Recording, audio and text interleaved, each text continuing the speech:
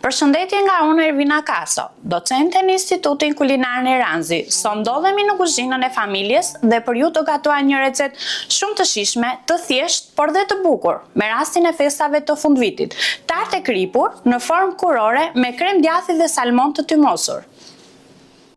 Për realizimin e kësaj recete do të na nevojitet 5 sfoliat të verdha veze, krem djathi, panxar i konservuar, gjithashtu do na nevojitet salmon i tymosur, feta karote, qep të kuqe, feta rep të kuqe, feta limoni, kastravec dhe erëza të ndryshme.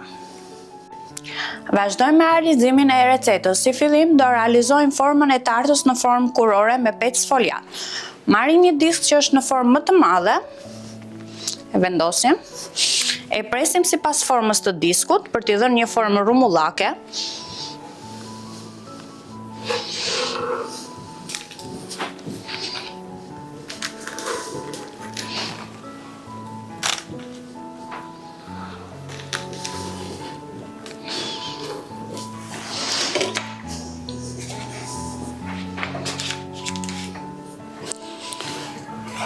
Më pas do vendosim diskun e vogël për t'i dhënë një hapësirë në mes dhe për të krijuar kurorën.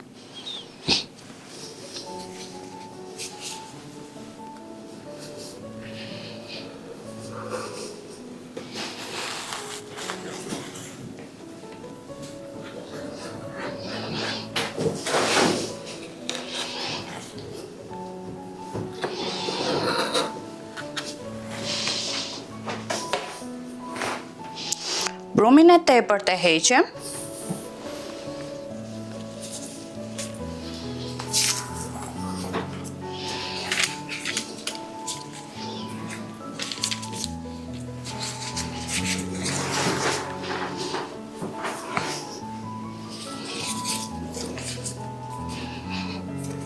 Dhe kështu kemi realizuar kurorën me brum sfoliat.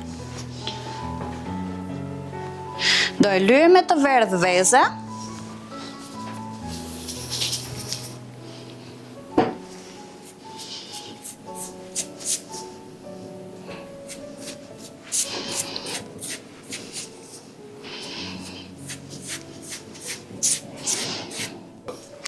Mbasi peta jon sfoliat është pjekur, ne do vazhdojmë me dekorimin e pjatës. Atëherë, sipër petës do shtrojmë krem djathi, të cilën e kemi marinuar me erëza të ndryshme, por ju mund të përdorni një krem tjetër sipas dëshirës tuaj.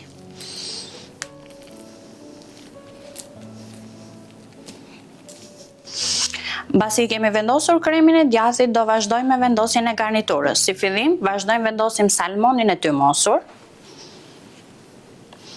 Por ju mund të vendosni edhe garnitur tjetër sipas dëshire. Mund ta bëni me krem avokado dhe me karkaleca. Mund të bëni me një krem tjetër apo garnitur tjetër sipas dëshirës tuaj.